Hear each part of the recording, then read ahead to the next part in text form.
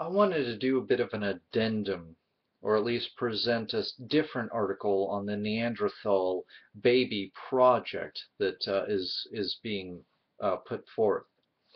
Wanted, adventurous woman to birth Neanderthal.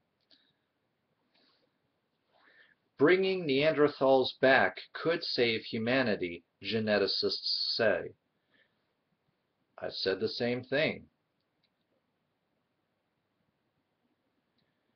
Harvard professor has hatched a plan to bring back the Neanderthals, but he needs an adventurous female volunteer to deliver a knuckle-dragging bundle of joy. George Church, a geneticist who helped pioneer the Human Genome Project, says it is now possible to create artificial Neanderthal DNA from bone samples, but put the DNA into stem cells, which I already know how stem cells are hard to get to multiply in terms of trying to clone a person through stem cells or clone new organs and things of that nature. It's not just you put the DNA into the egg and magically you have a fertilization. It's got to take first. Put the DNA into stem cells, inject those cells into an embryo, and then implant it into a woman willing to give birth to a Neanderthal baby, The Independent reports. It depends on a hell of a lot of things, but I think it can be done, the professor, who says the plan would require an extremely adventurous female human to serve as a surrogate mother, tells Der Spiegel. The benefits of bringing back our long-extinct relatives includes the fact that they may prove to be more intelligent than modern humans, and when the time comes to deal with an epidemic or getting off the planet or whatever, it's conceivable that their way of thinking could be beneficial, says the professor. So, yeah, there's that.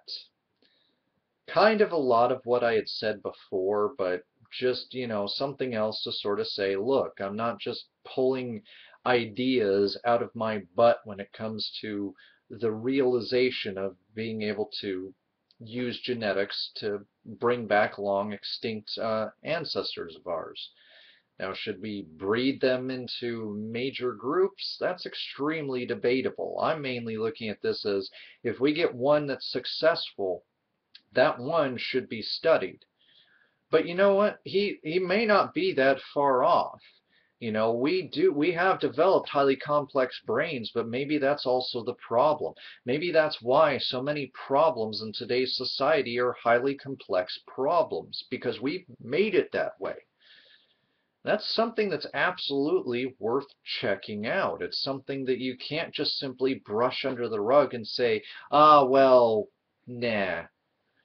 I mean, I know I got almost reprimanded, verbally at least, from my art history teacher when I tried to suggest the idea of what if early man had very infantile leanings, that they would think of themselves as God, as a baby would generally tend to do if a baby were to think of anything having to do with God. Because as the theories tend to show, well, theories and studies tend to show, a baby would just consider everything around it in its environment that it could readily see as an extension of itself. It would have no reason to believe that there's anything outside of itself. Well, with the exception of mom, but mom wouldn't necessarily count as a being that it would see as being a god, as people would think, since, how have people put it?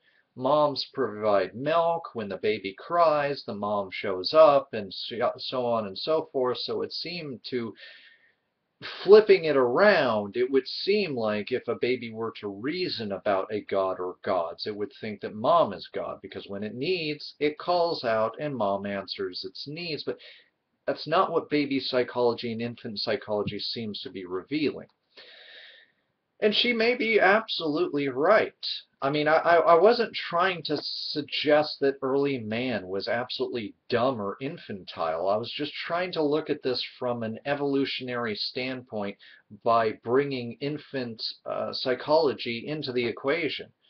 I was wrong for the most part. I was wrong on that, and and I got rightfully my intellectual butt handed to me. But at the same time, is it really so bad to consider that possibility at the end of the day? I don't see a reason why that would be an issue. Just saying, but I don't know. Anyways, but also, they would probably have components that we could study. If we could get enough of its genome, of its original genome, as much as we could possibly get of its genome, considering all of the variables and factors dealing with genetics in general, having to deal with modern genetics being introduced to ancient genetics, and what will stay, what will go, and who knows, maybe the embryo will just kick out all the Neanderthal DNA and reject it because we've evolved to this point to where we're not going to, our embryos are pre-programmed, as it were, naturalistically speaking, to be able to reject or overwrite, this data. It's like I have a program I work with. It's called 3D Studio Max. I have a student copy, and I got a slightly newer student copy back when I was still doing my college days, just because I know how to work with that program with 3D modeling. Um, I can bring in models, or meshes as they're known in the modeling world, into the new program from the old program. But if I want to save it, I have to save it, and it has to reassemble all of the data of that mesh into what will be absolutely compatible and will work best inside the womb, if you will, of the 3D modeling plane inside the program. I know it sounds sort of Tronish and fantastical kind of thing, but it's really not. But it has to assemble that data and overwrite it with new data so that everything will work fine and everything will work smoothly. Otherwise, things can go awry. I've known what it's looked like when a 3D mesh is not properly reassembled, and how bizarre it comes out. It's like a mutation of a gene. Things are jagged and not at all what they were supposed to be when I brought the model into the womb, as it were, of the 3D program. And so, and so, granted, humanity is not, well, as far as we know, because again, remember, there are scientists checking to see test the validity and the consistency of reality to see if maybe we are in a highly, highly advanced 3D program, in which case, can I use the Konami code to upgrade my life, pretty please, with sugar on top? No? Okay, well, had to try. This could be interesting on many ways if it takes, but as I've talked about when I was talking about the failed project under for a while, unaware Joseph Stalin, to create human-ape hybrids for an army that would be more obedient, less complacent, and hopefully more strong than most men. So you could just overwhelm them with drop these gorilla men into battle, and they would just do what they were told. No questions, no fights, no mutinies.